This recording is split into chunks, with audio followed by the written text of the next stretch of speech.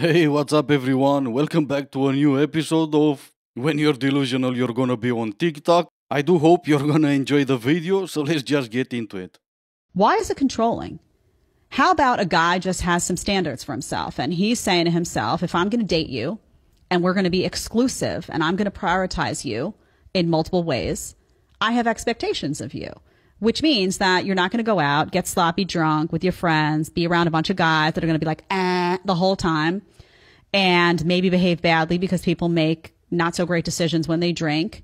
And why are you putting yourself in that situation? I don't want to give my exclusivity to someone who's going to voluntarily put themselves in those situations. And by the way, if you have me and you're so happy with me, why do you need to do all of that?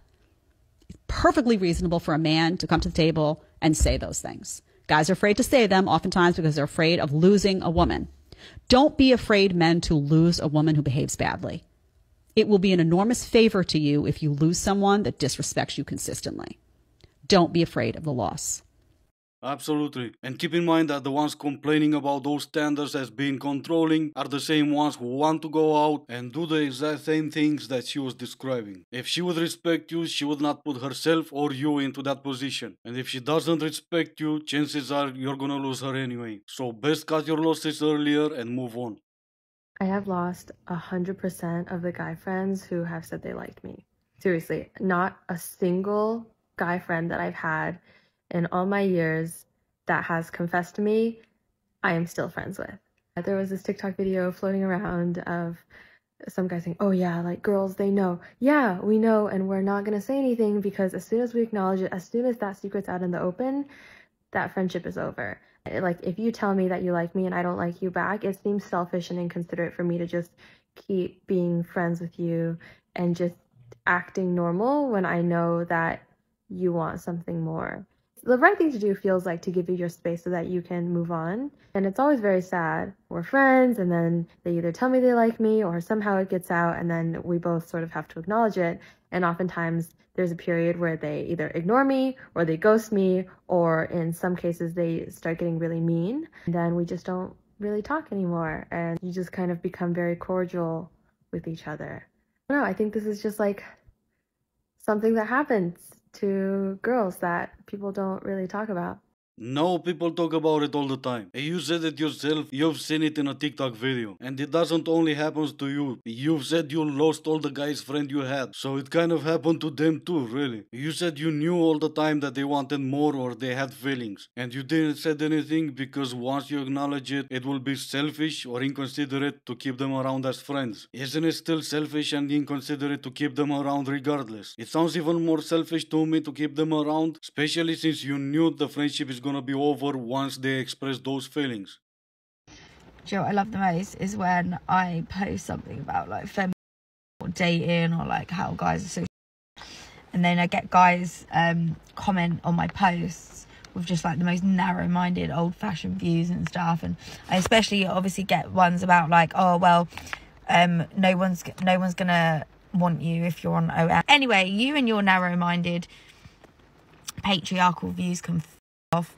And also I love that I just have the power to delete those comments. So come for me, please do, because do you know what I do? I just delete your comments and it just goes straight over my head. So when people comment these things, you're literally just you're proving me right.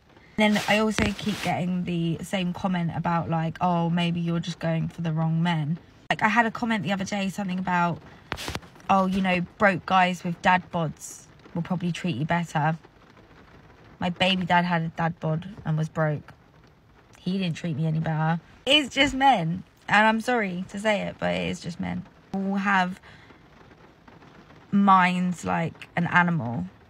You see something, like it's like a prey, and you attack, and then you get what you want, and then you just leave it. Us women, we're more like penguins. We're a We're a one mate for life. I'm not sure if it was sympathy you were looking for, but I'm pretty sure you got a few good laughs. You posted a video about guys being trash, and you're surprised you got a few comments back. Who would have guessed it, right? But hey, at least you have the power to delete the comments. That's great. At least you did not let those comments get to you. I'm guessing that's the reason why you're sitting in your car crying. Or maybe you're doing it because now you're living the consequences of your own action. You want to blame my narrow mind for not wanting an OF girl? You go right ahead. It's not gonna change anything. You've been lied that you can do whatever you want and I'm just gonna accept you for who you are, and now you're realizing that it doesn't work like that.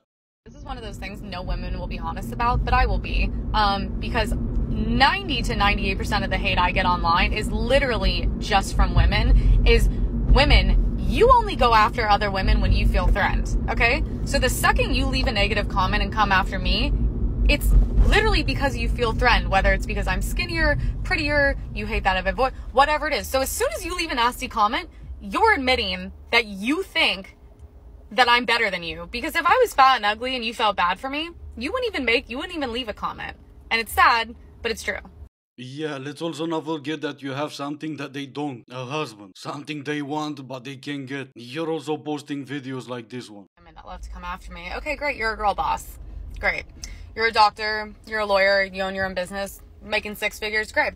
What are you working? 5, 6, 7 days a week? What are you working? 8-hour days, 9-hour days, 10-hour days? Because you are such a girl boss?